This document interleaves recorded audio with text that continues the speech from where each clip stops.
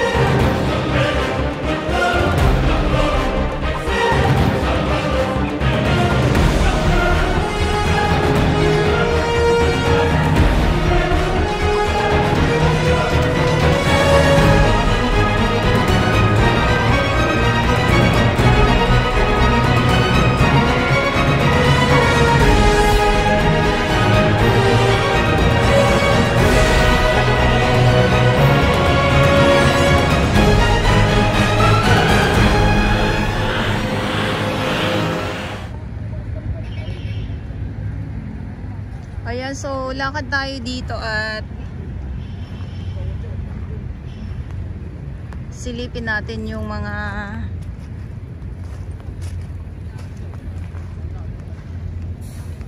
nakuhang mga basura.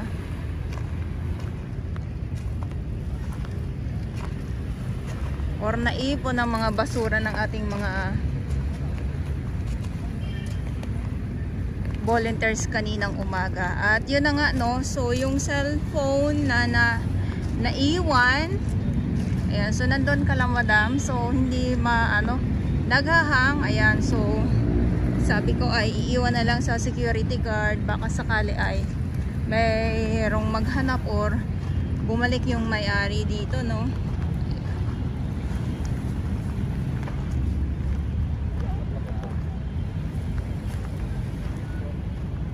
So konti na lang yung yung mga basura na nandito sa dalampasigan at talagang hindi maiwasan na paghapon mayroon talagang nagagawi gawa ng syempre kung mahangin, hindi po ba, katulad ngayon umuulan na naman, ay naku mapapaay naku ka na lang talaga sa ulan. So sa ngayon naman, ito yung tubig, yung ating karagatan. Karagatan ng linaw, di ba?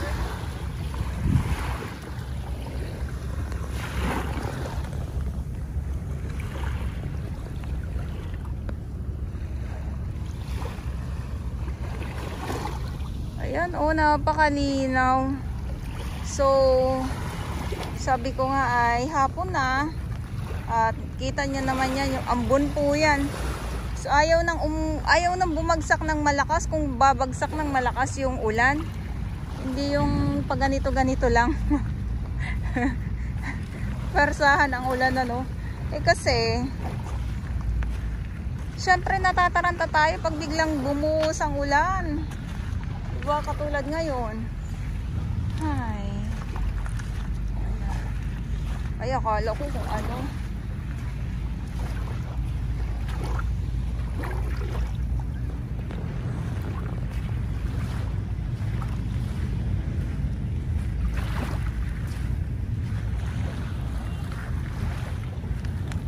So low tide. Yan, ito pag low tide talaga. So dito natin makikita yung mga geotextile. Ayan, nasa ano na tayo? Nasa 2 na tayo.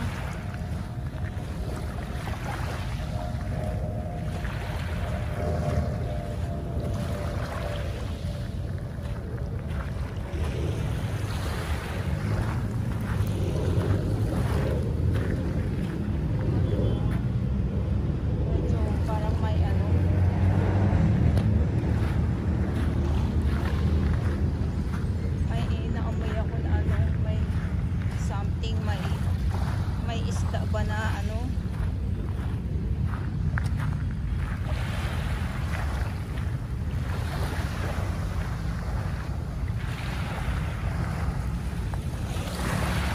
Ayan, so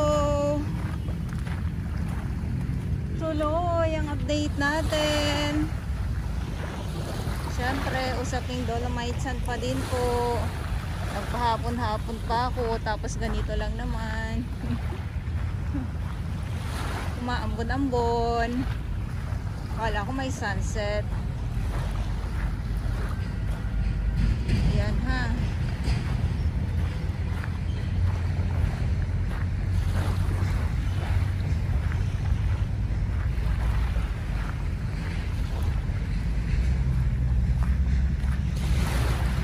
Wow.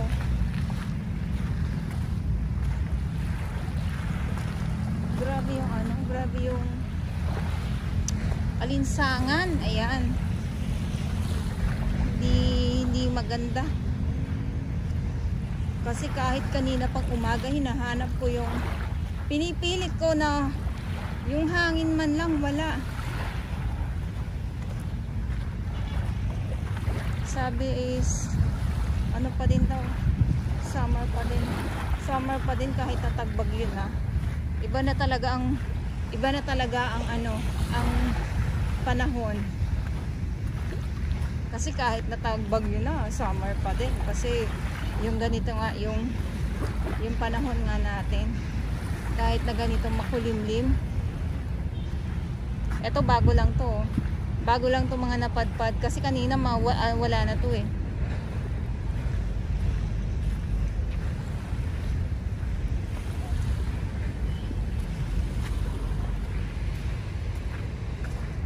So dito sa side na to, yung mga isda talaga natutuwa ako. Mga bagong mga ano, napadpada naman. Grabe. Ayan, oh, ito wala na to dito kanina eh. Maano ka na lang talaga. Magugulat ka na lang talaga yung malinis pag alis. Tapos pag hapon, yan, ganito ang ano dito sa Dolomite Sand sitwasyon.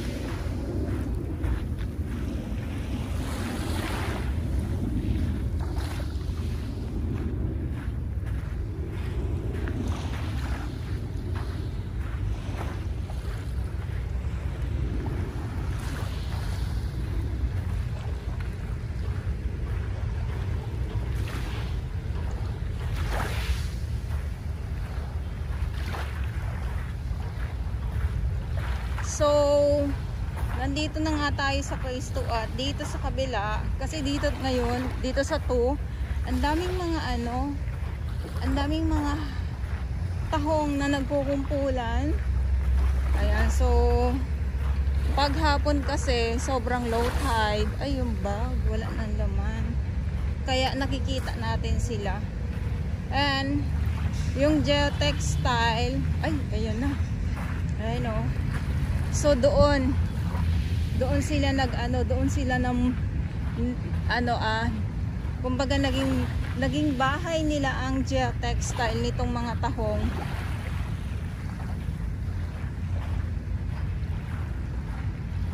O hindi pa ganoon siya ka sobrang low tide. Ano pa lang kasi magpo-4 pa lang ng hapon.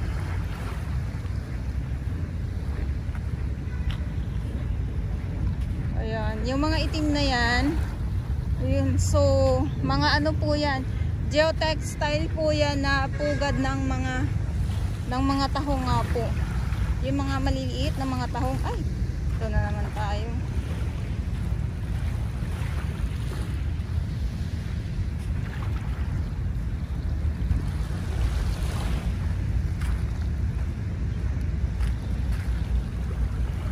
Ayan ha. Ikot ko lang kayo para makita nyo naman. Ayan. Dolomite sand. Tapos yung iba, kasi syempre pag maalon, yung ibang mga tahong na mga maliliit nga, nandito sa tabi lang. So pag maalon, na ano sila, na kumbaga parang nakakawala sila. Ayan o, yung mga itim-itim na yan.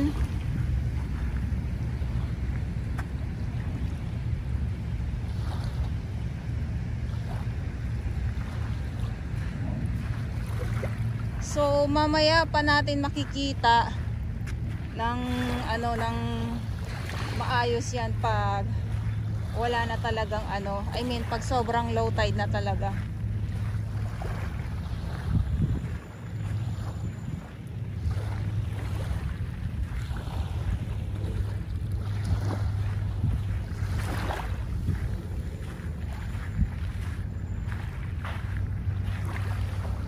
So lakad tayo dito So dito sa karugtong ng phase 2, sa ating mga viewers ay gray sand na. So marami kasing nalilito. Dolomite ba yan?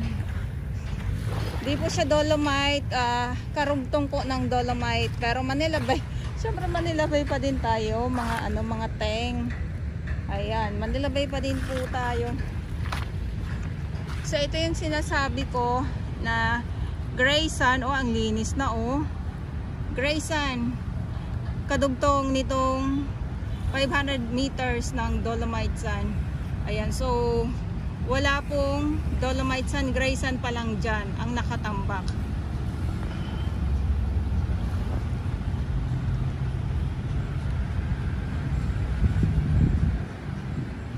Ayan, so ito yung update natin dito sa Manila Bay Dolomite Sand. Maraming salamat po sa inyong lahat.